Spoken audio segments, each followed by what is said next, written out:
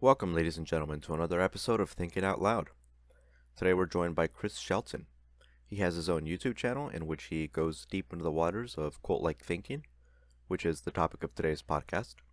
We discuss cults, why they think what they do, the similarities between specific activist movements and cults, and much more. The links to his YouTube channel and Twitter are in the description of the video below. He's also authored a book titled Scientology, A to Z New, what Scientology is really all about. I'll link to that as well. Anyways, enjoy the podcast. Shut up and sit down.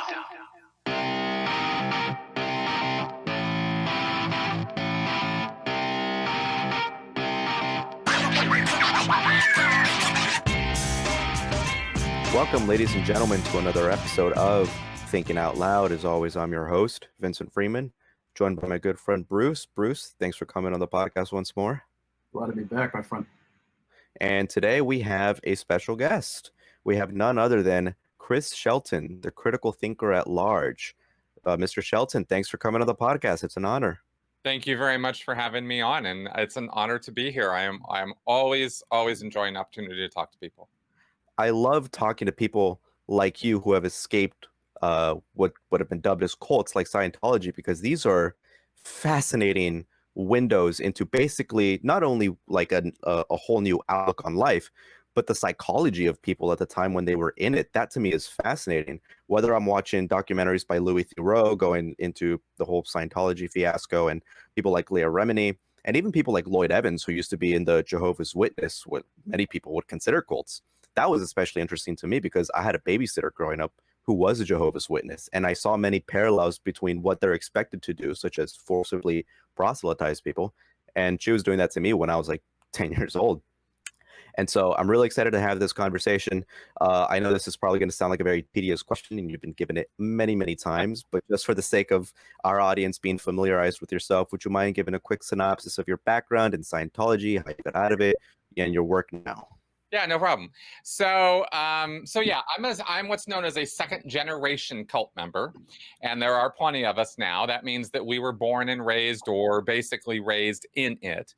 All of my living memories are, have Scientology in them because my parents got involved when I was about 2 or 3 years old.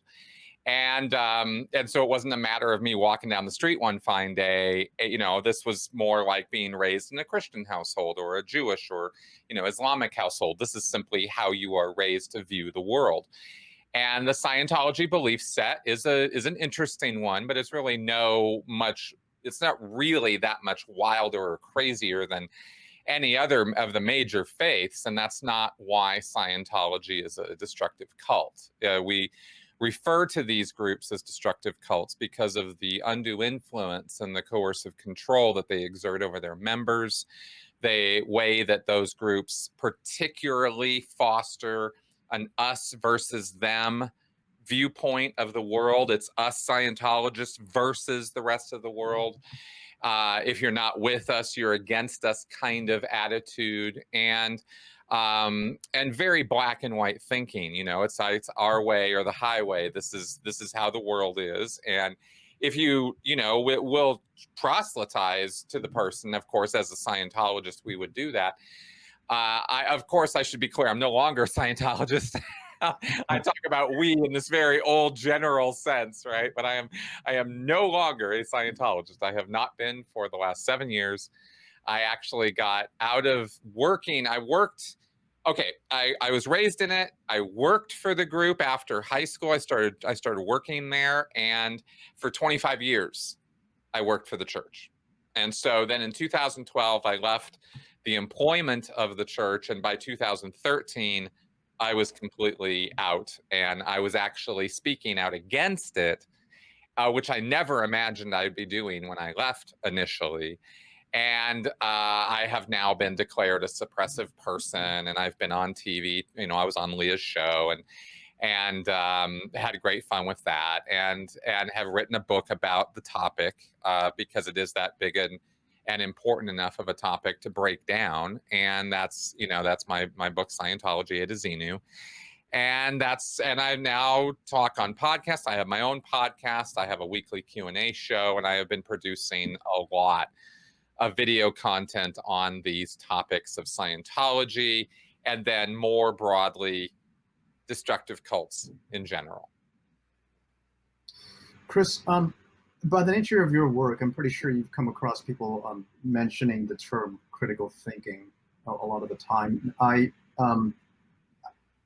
Usually the company that Vince and I keep, with a variety of people who come from different backgrounds, who have their own set of beliefs, religious beliefs, whatever, that term always gets thrown around.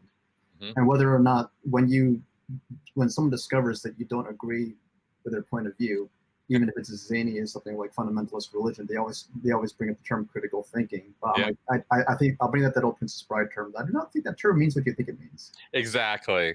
So, I've never come across a good definition for myself, and as I said to some of our podcast guests. So what I did was, after spending some time researching Enlightenment thinkers, it came up with my own. I wanted to get your thoughts on like what you think of the definition that I use. Yeah. So I break down critical thinking into two spheres. One of them, the first one being rationalism, and rationalism is something I just define as assembling the premises and reasons all behind a scenario to assert a conclusion. Okay. That's only one part of the critical two pillars of critical thinking, because with that idea you can rationalize. There's that word again. You can rationalize yourself in believing anything. Yes. The second tier is empiricism. You can rationalize whatever it is you want, but unless you anchor yourself to reality, to the natural world, unless you have evidence to support what exactly you mean, unless your rationalization fits the cage set up by empiricism, then it doesn't hold water. When we were talking to Peter Boghossian, he mentioned adding maybe a third tier to that, which is the feasibility. It seems fairly obvious, but it's not when everyone sets themselves to a way of thinking. So that third tier he recommended that we throw in there was the feasibility, and I thought about that as the willingness to be the attitude, the willingness to be proved wrong, to accept new evidence, so you can rationalize and rationalize according to the new empirical evidence that comes along the way. Yeah. And then adjust your conclusion accordingly. You're proportioning your beliefs to the evidence. Like, what's your take on that? What do you think of? Those are all very good points. I certainly am not gonna poke any holes in that. That sounds sound enough.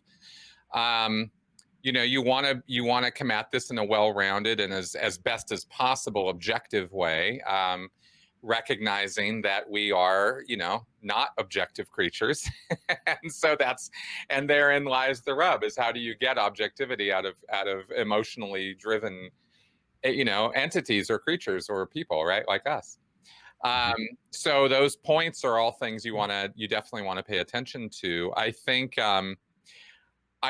there is I think critical thinking to me is not so much about a logical breakdown or deconstruction of thought, which is absolutely necessary. Don't get me wrong in what I'm saying, and at all critical of what you were just breaking down.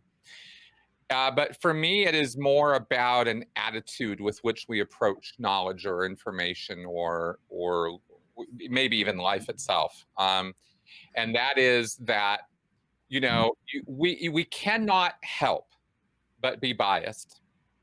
We cannot help but have beliefs. We're human. That's what it means to be human, right? Is we're going to have biases, and we are going to have beliefs. We're going to have ideas we can't particularly provide evidence for, and yet we still believe it to be true. So for me, critical thinking has to do with knowing that we have these weaknesses or these sort of cards stacked against us in terms of seeking rational conclusions or believing true things. As Matt Dillahunty likes to say, I want to believe true things. But how do you determine what's true? Well, you gotta pursue evidence-based thinking for sure, and reasoning, while holding on, and I think this is where the attitude I was talking about comes from, I think while holding on to your belief set loosely. And I don't see that emphasized very often, which is why I'll bring it up here, right? It's like you hold on to those beliefs loosely, but what's that old 38 Special song? But you know, hold on loosely, but don't let go. Right? If you cling too tight, you're going to lose control, right? I mean, those are, you know, it has to do with relationship lyrics, but I think it has to do with, I think that's good advice for beliefs that we hold on to and ideas we have, right? Because evidence can always change, evidence can always be reinterpreted, and beliefs, of course, are, you know, you can change those anytime you want. Well, it's my experience that when people think about critical thinking, they always fall back to rationalization. The empiricism, the defeasibility gets thrown out really quickly. Yeah. But you deal specifically with conspiracy theories, and I was reviewing your video today on QAnon, which is a great video, by the way. Thanks. Now, conspiracy theories are just a really concerning topic, is because it's one of those things in which it influences how people act, because, you know, let's face it, people's beliefs, whether it's in religion, their political stances, what have you, their biases influence their actions, which lead into how they vote, which news networks they believe in, et cetera, et cetera. Absolutely. Or bring an AR-15 down to, you know, Comet Pizza and try to free the kids, right? There's all kinds of actions that are motivated by those beliefs. Well, it becomes that's where, like, learning how to think rationally, you know, comes into play. But, you know, conspiracy theories are worrying in that arena, because it's something steeped in the irrational, but it's unique in a certain fashion as well. Now, when we spoke to Michael Shermer, he has an Audible course out there that I listened to a while back, in which he gives a really broad outline of what a conspiracy theory is, and by extension, what's the best heuristic to identify one. And what I can't list everything out bullet point for bullet point here, but in short, has to deal with how complex this conspiracy theory is. They break down really easily. It requires almost godlike timing for everything to fall into place. You need to have, if it requires just this inordinate amount of power to functionalize, it's almost certainly a conspiracy theory. It's nothing that we should take all that seriously. But humans being humans, there's just a certain kind of allure to see something where nothing exists. Just it's something that's just grounded into the human psyche, and it doesn't help that we also know that there are actual real conspiracies out there. You know, how World War I started is a good demonstration of that. Although you can make the argument that it was a flawed conspiracy. So it's not always easy to proportion our beliefs to the evidence. Given all this in mind, and given especially now what we know about human psychology overall, like, is it your belief that humans, when all comes down to it, are just slaves to narrative, and we just have to live with the consequences, and we can only just mitigate? We can only mitigate it. We can't really. There's not a whole lot we can do about it in the long run. That's a pessimistic view, but I wanted to ask you about that. No, it's not. It's. I was wondering where you're going with that, and sure, I can definitely fit in that way of thinking, or that headspace on that.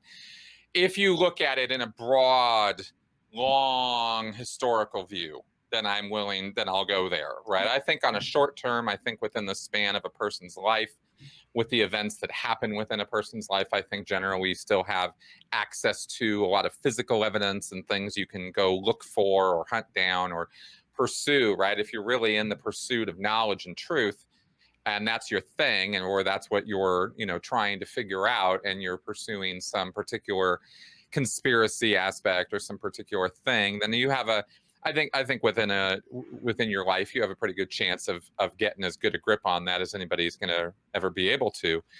Over time, though, as evidence fades, as memories fade, as history books are written, all we have almost are narratives and the little bit of physical evidence that we have, you know, and it is hard to discern what the physical evidence necessarily means. Just because it can do, just because Stonehenge, for example, happens to fit with aligning stars, does that mean that's why it was built? Probably, but we can't know for sure, right? And if we do know it has to do with stars, well, what were they doing with them? We have almost no idea, right? So we have a lot of conjecture. We have a lot of, you know, narratives that have built up around those physical objects that we can call evidence. So So yeah, narratives are something that we tend to be slaves to because we have a natural proclivity to crave them. We remember things best when they are told to us as stories, when there is a hero or a protagonist that we can identify with. It's easier to remember the events because that's how we remember things, right? So yeah, I think to that degree we are. You know, you don't have to look at it pessimistically, of course, but you know, but yeah, if you're, and when it comes to seeking truth, you know, objective truth, what really happened, you know, we really don't know. And the more detailed we want to know a thing, the truth of a thing, the harder and harder and harder it is to find um, in history. It's So incredibly difficult to do that though, because like it's not just conspiracy theories. It's anything that can spin a narrative. that's right. And especially politics. This time in our history really can take our mental faculties and just spin them for a loop. And like given that we know that the human mind is just so susceptible to impression. And in the 21st century, given that we can lead someone along with a proverbial carrot, it's a very, very dangerous thing to realize that humans are susceptible to. And given that we're in the 21st century where we have all this technology we can hurt ourselves, then the critical thinking skills and the ability to recognize our own biases becomes paramount. That's almost the theme of my channel. I mean, you know, I started out talking about Scientology because I wanted to expose the abusive nature of that group and my experiences and knowledge of it and with it. And I had a lot of knowledge and experience to give, which is why there's hundreds of videos on my channel about it. But at the same time, almost from the very get-go, it was about critical thinking. And that's why I put myself out there as a critical thinker, not because I'm on some platform of here I am going to hand out the critical thinking mana to the masses, right? It's because I'm learning as I'm going, and I'm just trying to pass on the knowledge I'm getting as I'm going. And with critical thinking, the thing and cultic thinking and the psychology of it, it has become abundantly clear that these two things are opposite ends of the same coin. That, you know, and critical thinking is a very, very tricky thing because conspiracy theorists, for example, do engage in critical thinking. They do engage in rational, logical sequences of events, one following another, following another. That's about the most you can ask for when it comes to critical thinking as well. Can you know, is it logical? Are we thinking in sequences? Do the dots connect? And this, of course, is where the conspiracy theorists start losing it, is when they start connecting dots that don't connect. And really, it's a faux critical thinking that they are engaged in. It's a mirror universe critical thinking, because the most basic fundamental of scientific method, critical thinking, logical, rational, you know, truth seeking, one of the most fundamental principles is that you must not ever go cart before the horse. You cannot you cannot have your conclusion before you have examined your trail of information or evidence. But that's what conspiracy theorists have, and this is our even if we don't recognize that as one of our biggest objections to what they're doing, we know inherently there's something really wrong with the picture they're painting. Yeah. And that's the reason why, is because they had the picture painted before they put all the facts together. That is have to make that picture for them, and that's the spin that they're operating in. So they look like they're applying critical thinking tools, but in fact they're doing everything backwards. That's an incredibly important point that people often fail to recognize, is that what happens with a lot of this conspiratorial thinking or cult-like thinking is that there's a conclusion that they've already established for themselves. And even though, you know, when Tom Cruise is alongside Matt Lauer ranting about the pharmaceutical industry and the history of psychology, it sounds like he's making cogent points because he's connecting many data points, I guess, together, and he's making a cohesive argument. But the problem there was that there was a conclusion already set forth, and instead of letting the evidence lead him to a particular conclusion, he's trying to mend the evidence in a way that comports with his already established conclusion. Exactly. And so that Tom Cruise point is actually leads into this next point that I want to ask you about, where one of the arguments that is made by people like Tom Nichols, who wrote a book called The Death of Expertise, in which he argues that part of the reason why so many people join conspiracy theories, or because they join, this cult-like hive mentality, is because there's a certain level of cynicism towards established knowledge, towards the experts, towards the elite, or what have you, in that the sense that because there's a severe distrust of the medicine, the medical experts or the psychological experts, that they immediately go towards things like the anti-vax route, where they don't trust knowledge. They don't trust the experts on this point. And in the case of Tom Cruise and the Scientology aspect of it, is that they don't trust psychology, or they don't trust, applied psychology, I guess better like it, or the pharmaceutical industry. And so they immediately go towards the that route. Yep. So what are your thoughts on the whole idea that, part of the problem is that people are no longer relying on experts, so they form these crazy conclusions because of that distrust?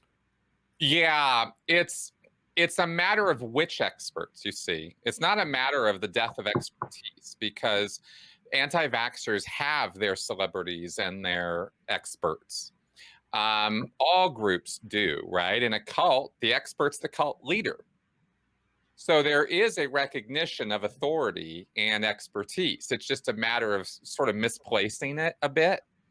And I think that's an important, might seem like a trivial nuance, but I believe it's an important one, because it's really a matter of where are you willing to get your information from? This is a question that we've all had to answer for ourselves.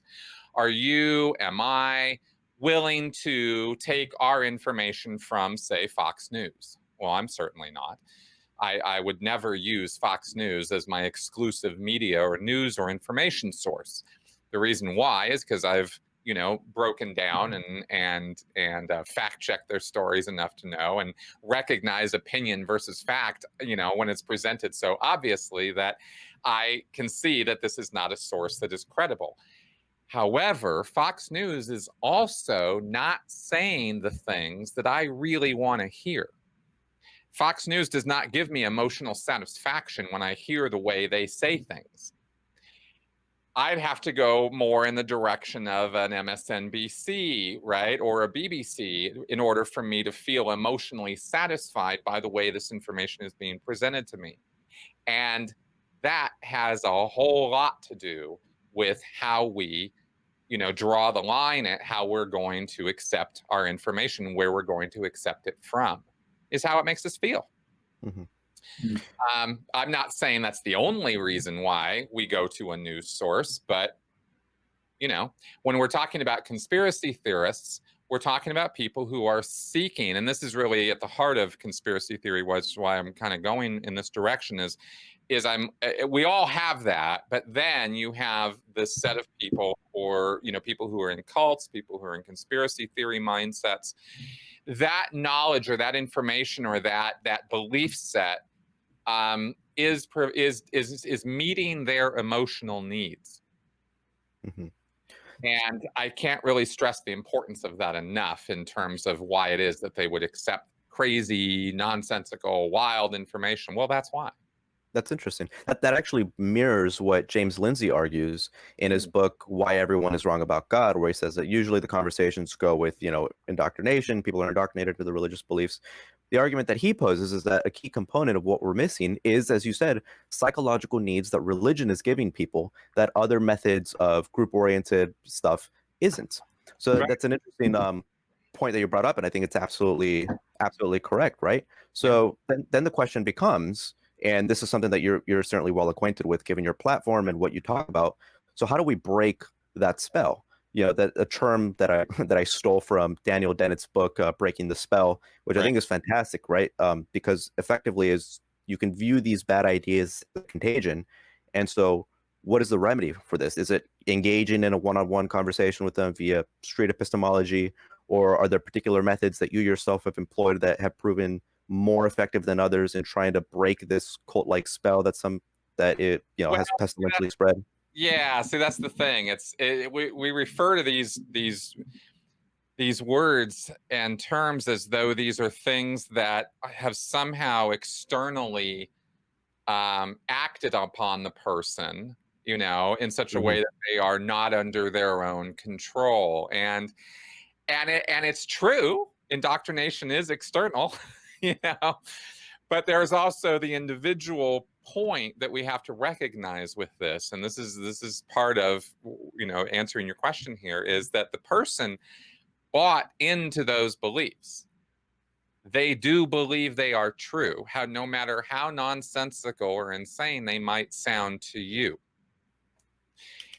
So if you want to know how to change their mind, well, what would it take to change your mind when it comes to something you consider a deeply personal, closely held belief?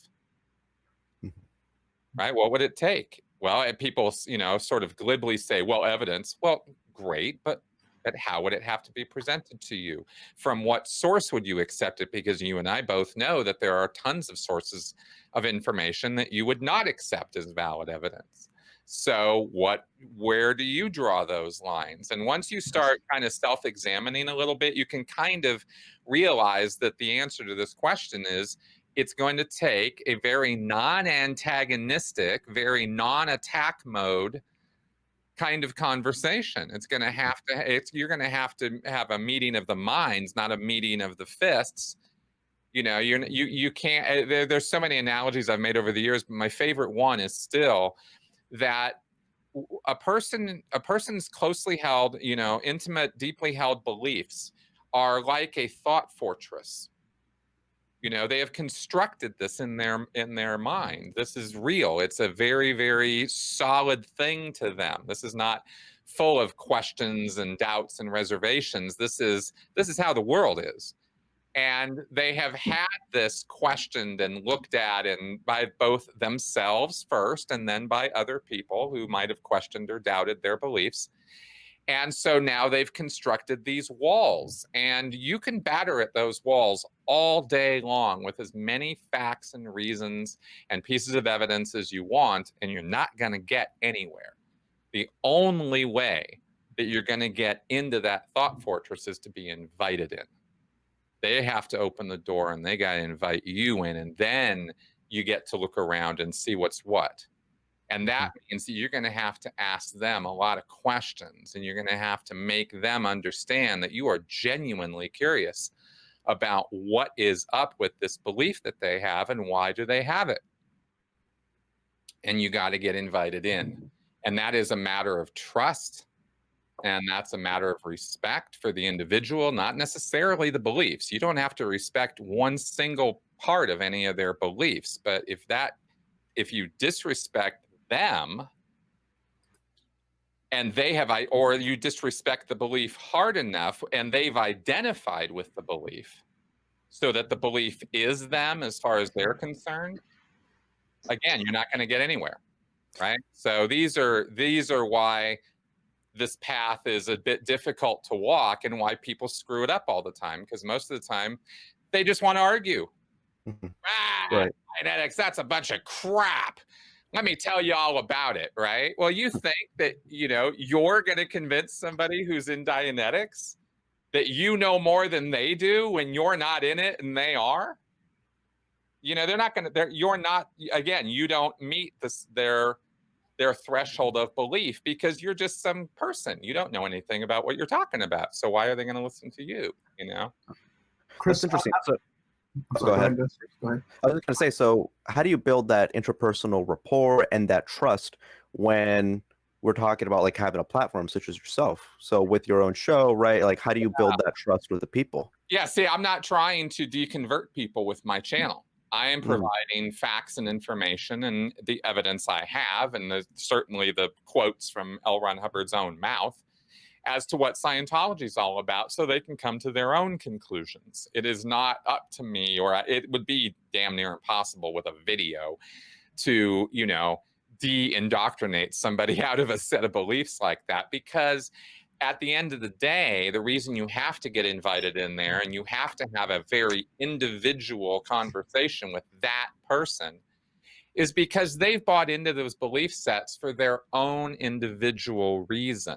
No matter what they tell you, when you really get down to the bottom of it, there's some unique problem that person is solving with this belief set, or it fulfills some deep emotional need. That could be anything with a belief set like Scientology. That could be anything from a fractured, damaged ego and poor self-image to a fear of death and dying, to a fear of failure. These things might all seem, they're kind of related in a way, but they're actually very different ideas. Each one of these things could be a driver for why somebody would get involved with a group like Scientology, even if they themselves couldn't necessarily express it as easily as I'm saying it here, fear of death, fear of failure, whatever. They just don't feel good about their life, or they just feel something's off. And this has somehow given them answers or satisfied them. And at that point, when you start being critical of that group or organization or subject matter, they feel like you're attacking them and that you don't want them to succeed. Why are you doing that, right? What's the matter with you that you would do that to me? You know what I mean? So that's really where you're going with that. So the conversation has got to be, it's got to be chill.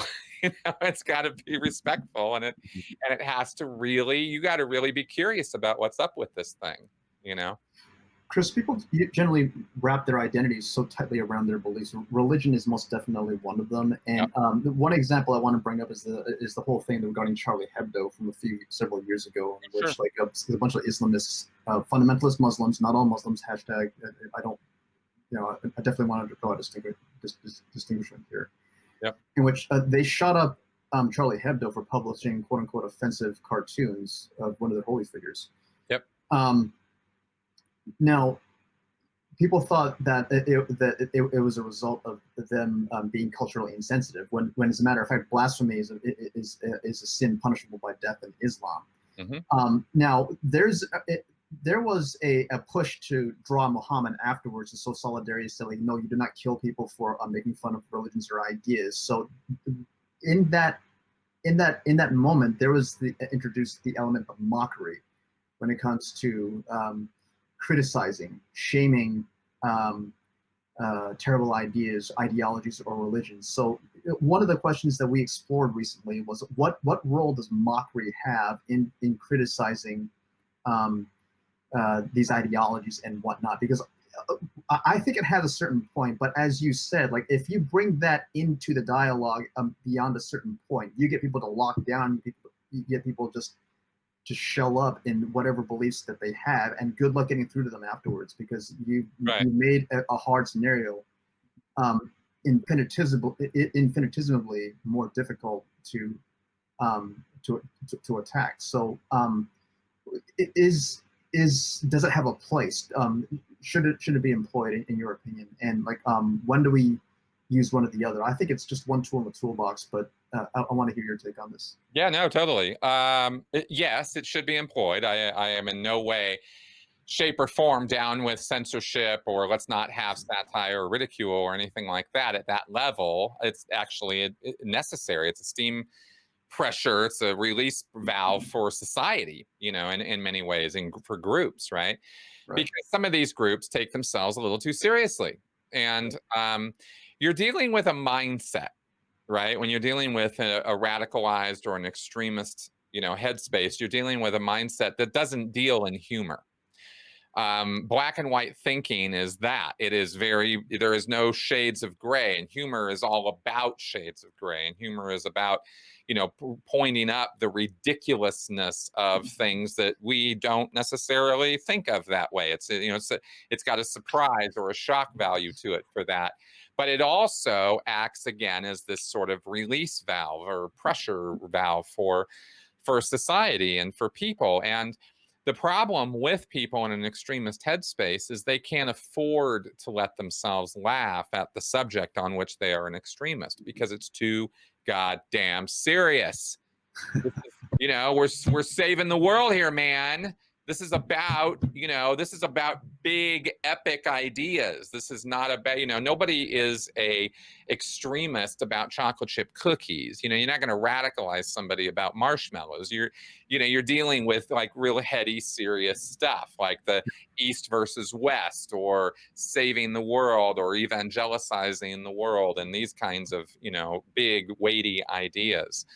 So those people and those are always a minority of people who are in this extremist end of things. Those are the tip of the spear, end of the spectrum people. It's where I talk about these folks a lot. That's where I tend to live in terms of thinking about why people get there, but it's not where most people are at.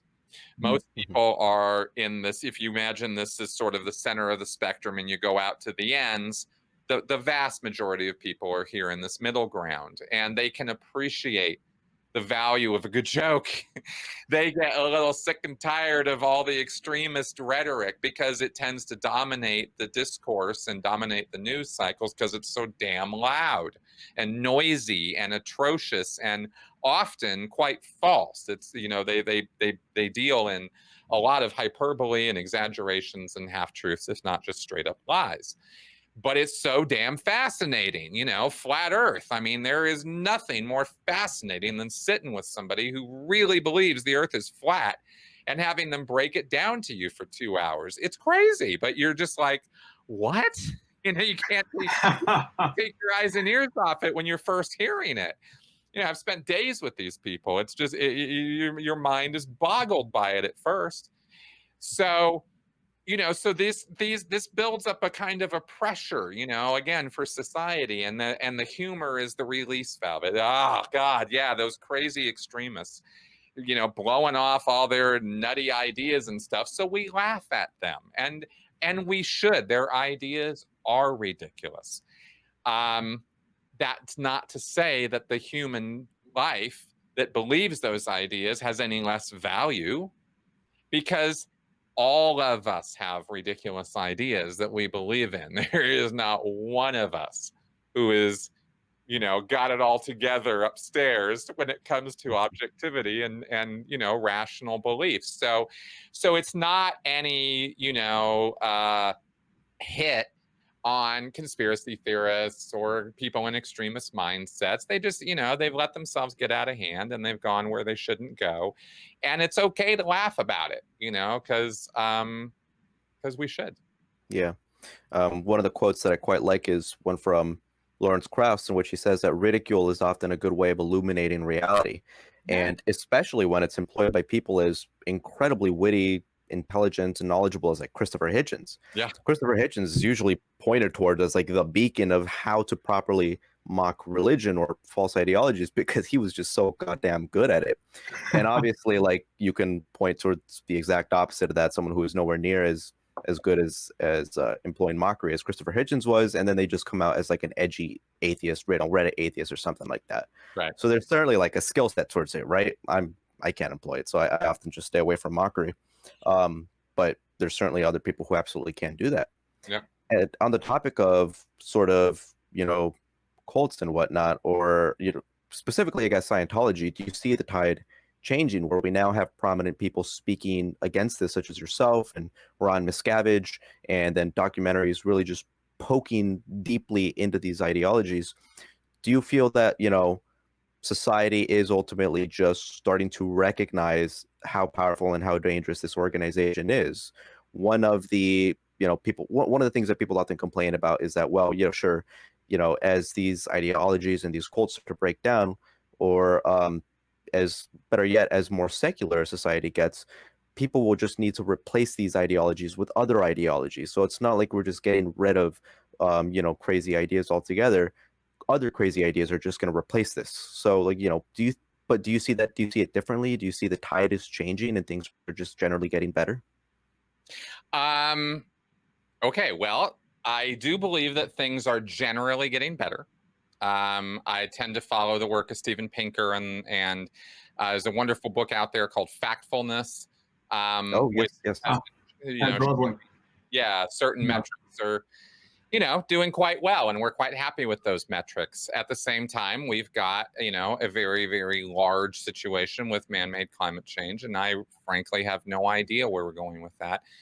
It's beyond any one of us, and hopefully we'll, as a group, get our collective, nonsense together and solve that. But other than that sort of hammer that's sort of, hanging over all of our heads, I do believe the world is generally getting better. I think the propagation of information through, the internet and through the age of knowledge and reason since the Enlightenment period, I think things have been getting better technologically. Where we're not doing better is psychologically. And, the humanities, we are woefully behind in these areas. And this has been, the source of a lot of the conflict and problems that we're having these days. So we do not have an Einstein of psychology or the humanities really at all. We have a Einstein of theoretical physics, and we have some really, really smart people when it comes to the hard sciences. But we have not had a similar revolution in, what's going on up here. Neuroscience is doing some amazing work. But I don't know how much, psychology is actually working with neuroscience. And when you have like cognitive neuroscience and stuff like that, we got a long way to go still to figure out, the most complex, mechanism that we're aware of in the universe, which exists in all of our skulls. Mm-hmm. So, I try really hard not to be pessimistic about this because we're making such great strides. And tomorrow, everything could change on a dime if we had that, Einstein come forward and be like, oh, this is what's going on with human thinking. Oh, right? Everybody goes, oh, that makes sense. And, it all falls into place. We don't have that right now. Psychology is a bit of a mess. And, and maybe I don't know, maybe it shouldn't even be working on the medical model. I mean, there are so many questions and so many ways that we could approach this stuff. For example, a man named Johann Hari has been putting out work about how depression and anxiety and a lot of the mental illnesses that we have been thinking about and trying to do something about might actually be, sort of an unintended consequence of the way we've structured our societies these days, and the amount of pressure and kind of unsolvable problems that people are faced with creates a mental space that we call anxiety. But really the cause isn't a weak person or a genetic flaw. It's the social pressures. Like, what about that? That's an interesting idea. If true, if we could prove that was the case, we'd have a very different model for anxiety and depression than we have right now with psychotropic medications, right? So this kind of thinking beyond the models that we have right now is very, very necessary. And I hope that this will, continue to move forward that way, because we need it so that we can solve these problems that you're asking me about cults and about undue influence and coercive control. It's around us. It's around all of us, to the degree that we are surrounded by propaganda, we are surrounded by fake news, we are uncertain about our news sources, we're uncertain about who to believe and what to believe. Critical thinking is at a premium right now. We need these answers in the humanities, and we need them fast. So I'm hoping that those are the kind of things that we will continue to see improvements in the same way we're seeing technological improvements. Mm-hmm. And then maybe I'll feel a little better about humanities and be able to deal with cults, right? Because I'm telling you, man, there's thousands of them out there, and I can talk very intelligently for hours about Scientology. And Scientology could be gone tomorrow. Theoretically, that could in some way, that could occur. But is this the last time we're going to see an L. Ron Hubbard, a Jim Jones, a David Koresh? No. These guys pop up every day.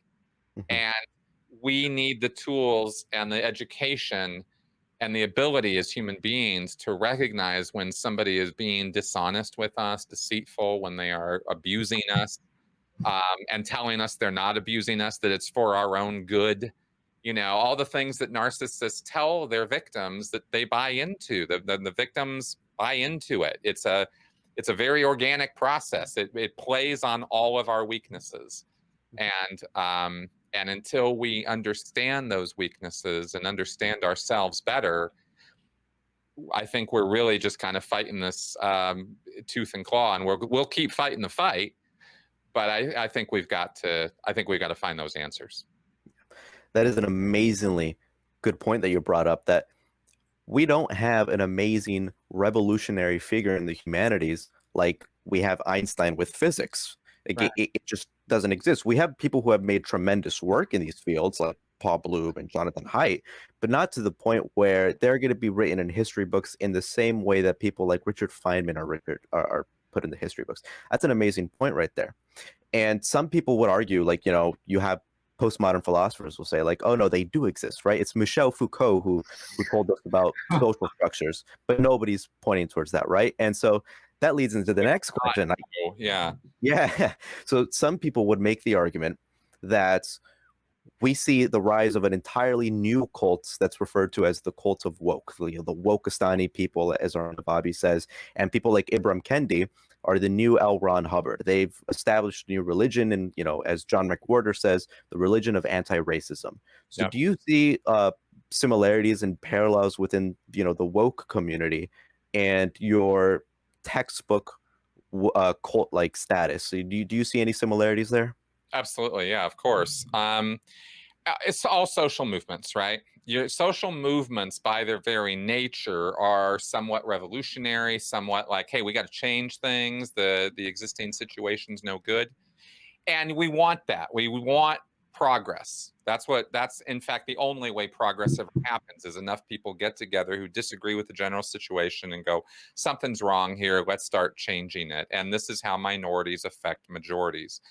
So I don't have a problem with protest movements or demonstrations or trying to push back against societal ills. I really, really don't. There are a lot of things that we should be very angry about and that we should be pushing back against. At this point, I don't think racial inequality is the monstrous problem that it is being made out to be, although I definitely acknowledge it is a problem.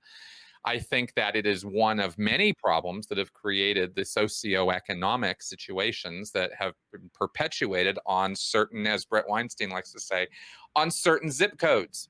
You just have all the opportunities sucked out of these places, and it's grossly unfair. It is not the American way. There's no way these people can achieve the American dream, but it's not necessarily just a race-based thing, because I've lived in those area codes or zip codes too.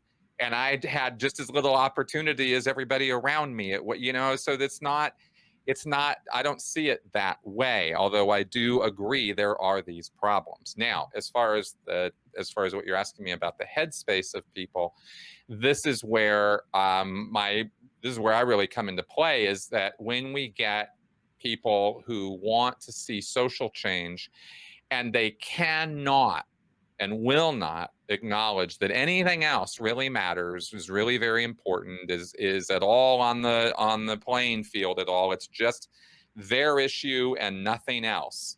And if you don't agree that this is the issue of the decade, and if this isn't it, then you are somehow blind, asleep, a sheeple, a problem. You are the problem if you're not the solution. And we are the only solution to this problem, so therefore you got to be on board with us.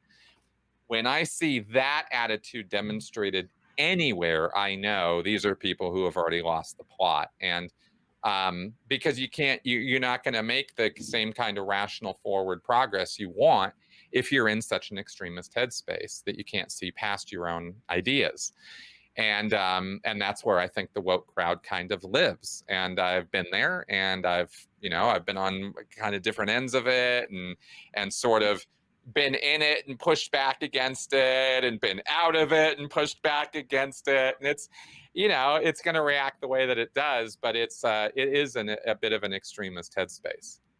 But that's where the whole woke movement resembles a cult, right? Because Ibram Kendi, and thankfully he got ratioed the other day for making some kind of stupid statement on Twitter. But anyway, like Thomas Chatterton Williams, I brought this point once up in another podcast. He once blatantly asked Kendi, if we're so racist, then why are Asians, including Chinese and Indian Americans, and I believe possibly even Nigerians who happen to be black, why are they so successful?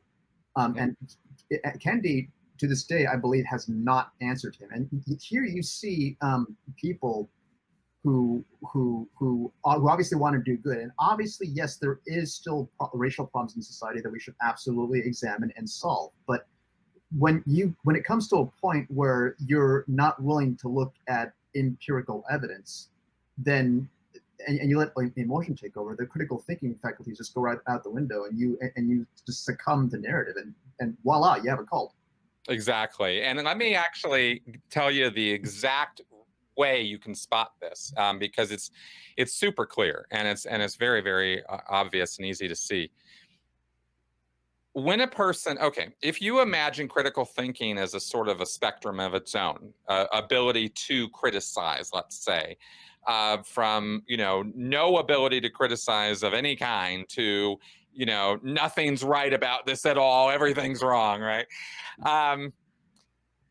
You'll find that the more extremist a person goes, the more they're in that black and white thinking headspace, the further down that spectrum they're going, the less they'll be able to think critically about that topic. They'll think critically about other topics, but not that one. They can't afford to. They can't let themselves, right? And this is like, for example, as a Scientologist, I could never criticize the church.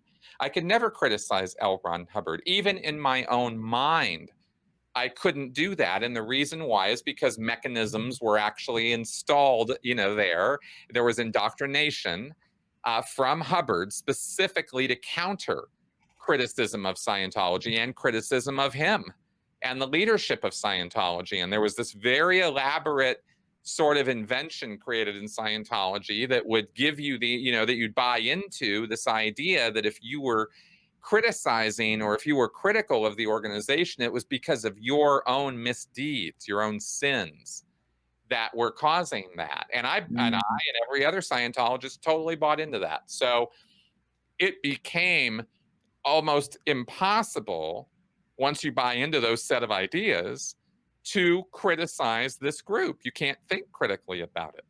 Well, you'll find similar mechanisms or similar control structures installed, or thought-stopping cliches, if you will, installed in all of these cults. All of these groups are like this. For the whole critical race theory thing is, the circular logic of this is just, it's almost brilliant the way they've put it all together. But, all whites are racist, period. And if you think you're not racist, that only reinforces how racist you are. And, you can only be an ally, and an ally can only, do these things. They can never really solve their own whiteness or ever, get rid of their whiteness. They can't ever do that, So you have these sort of like crazy sort of ideas there that are just accepted. These are just faith-based statements that are foundational to the Black Lives Matter dogma. And, and that's not to say that every single person, in fact, it's very much not to say that every single person who would call themselves a supporter of Black Lives Matter, or every single person who's out there marching, believes this nonsense. They don't. They don't all believe it by a long shot. But most of them don't even know this is the dogma of Black Lives Matter. Yeah. That's what frightens me more than anything else, to be totally honest with you. But like I said, they won't self-criticize. And this is a great way for you to, when you're engaging with someone, how far down the extremist rabbit hole they are, is, how loosely are they holding on to those ideas. And if they're clenched tight, then those ideas are controlling them. It's not them with some ideas anymore. You know what I mean? Mm-hmm. That's a great point. Yeah. That's the interesting observation, that most people protesting and abiding by woke ideas have no idea who the original architects of theory or what critical race theory is. They have no idea, right? But a lot of the ideas, right, the idea that Black people can't be racist because they hold no power, or that whites are consistently racist because they're complacent in the system, even though they don't know where they came from, all these ideas originated from critical race theory or the law with Kimberly Crenshaw. Right. And so it's horrifying hearing you talk about this inability to criticize people within your own, particular ideology or the original architects of your ideology, because I saw that firsthand. I mentioned to you before, in which, before we started recording, that I had to read White Fragility for my philosophy class. And Right. I was given a list of instructions for how to read this book before we were to read this book. And one of them, interestingly enough, was that if you feel a disagreement with something that you're reading, your first reaction should not be it's because it's wrong, rather because you misunderstand what the context is, or maybe because it is arguing against your position in power and you have a vested interest in keeping that power. That is what the instructions said. And so it's like, when that is what you're instructed to believe, like your framework is supposed to revolve around these instructions, then how are you possibly going to hold any valid criticism against this doctrine, against this idea? Exactly. And so it's crazy, right? And interestingly enough, or obviously enough, I should say, I ended up being the only one arguing against this book in my class. So, well, good. Well, one, good on you. mhm. Okay, because you're a nonconformist, which is rare, right? 67% of most people are going to just conform. They're going to keep quiet. They're not going to do anything or say anything at all. And it's good to speak up, because that's what kind of lets some of the other nonconformists who are sort of more covertly nonconforming kind of lets them know they're not alone. It matters. It really does. Yeah.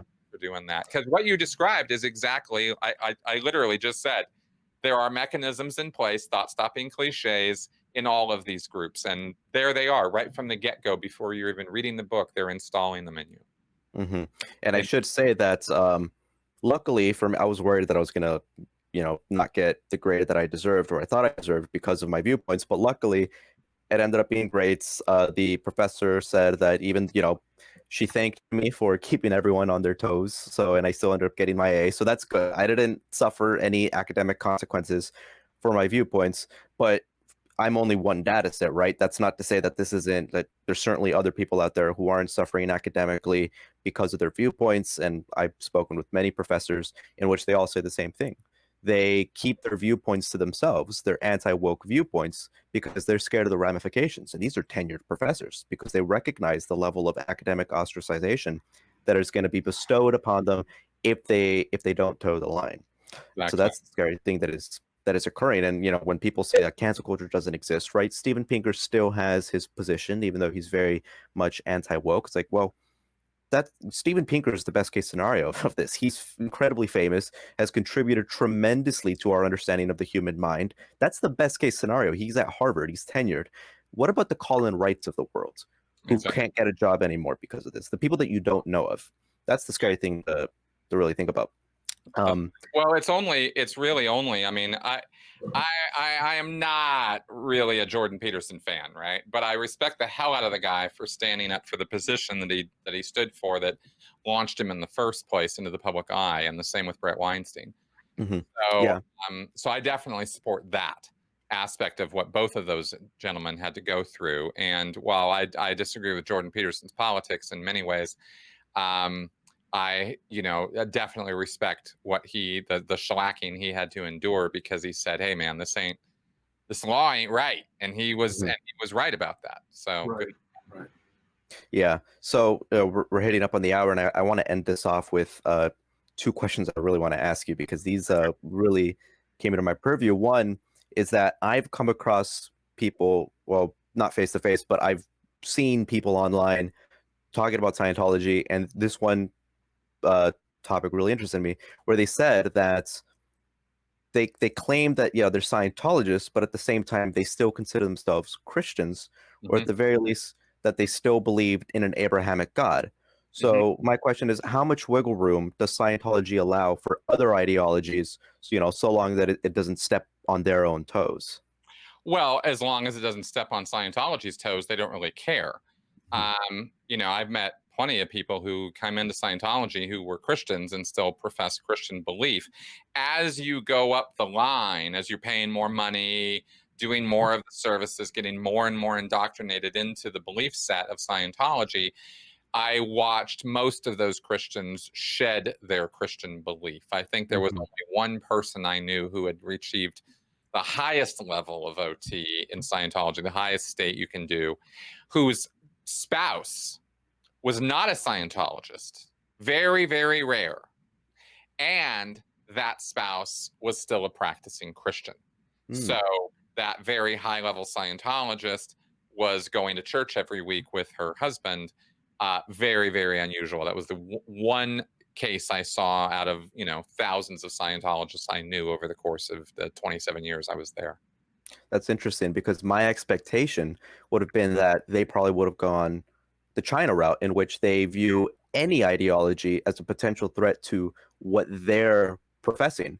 And so even though that it seems, on the periphery of the situation, it doesn't seem like this is going to trespass on our domain, the very fact that it is an ideology, by definition, could cause some future conflicts. So we need to squash out that while it's still in its infancy. That would have been my expectation, but that's interesting to hear that that's not the case. No, they squash it. They squash it much more slowly and much more effectively, doing it gradually over time.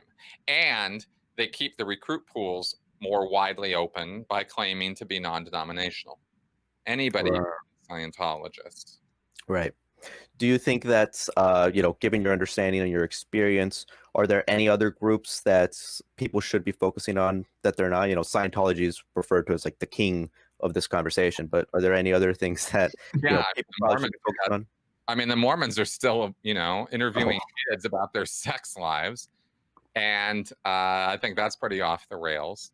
The Jehovah's Witnesses, Christian Science, I mean, not to mention all the business cults out there. I mean, we got a real problem with this out there, you know what I mean? Especially now in divisive times, these things always get teeth and spikes and nastier, So we got our work cut out for us out there, The biggest thing is we got everybody out there really, really needs to take a chill pill right now. I mean, everybody's so ramped up, and they really believe that their pet cause is the most important thing in the world, and there's nothing else more important than that. And I'm telling you, it's just not that way. There isn't any single cause that is so all-consuming that it should take over and dominate your entire life. It just shouldn't. And if you're in that headspace, it's an unhealthy place to be, and it's really the best advice I can give is dial it back. Yeah. Which I know. Take that advice, yeah. I'll say it anyway, Well, Mr. Shelton, I want to thank you endlessly for coming on the podcast. This was incredibly informative, fun. I had a great time, listening to this stuff, because you're the first ex-Scientologist we've had on the show. Really, so that was crazy. That was an awesome breakdown. That was awesome. Awesome, man. No problem. It was fun. I enjoyed doing it. I'm happy to come back. Oh, wonderful. We'd love to have you back. And also, anything that you want to promote right now towards our audience, we're going to put it at the beginning of the podcast as well. I do a quick little intro. Yeah. But, your book, anything? Yeah. Buy my book, damn it. Let's see here. This is my book. It is called Scientology A to Xenu, an insider's guide to what Scientology is really all about. This is not a memoir. This is a critical deconstruction, description, breakdown of Scientology. If you have questions about it, I probably guarantee you the answers are in my book. So deconstruction, so do you mean there's no objective reality when it comes to that? That's right. I had to plug that. I'm sorry. Take on Scientology. Yeah. All right. Everyone go buy that book. Go subscribe to his YouTube channel. It's fantastic. It's addicting. Like listening to people like him, like Lloyd Evans, it is so addicting. Just listening to the minds of people who were in these cult groups. But once more, thank you for coming to the podcast. We hope to see you in the future. This was great. Awesome. Thanks for having me.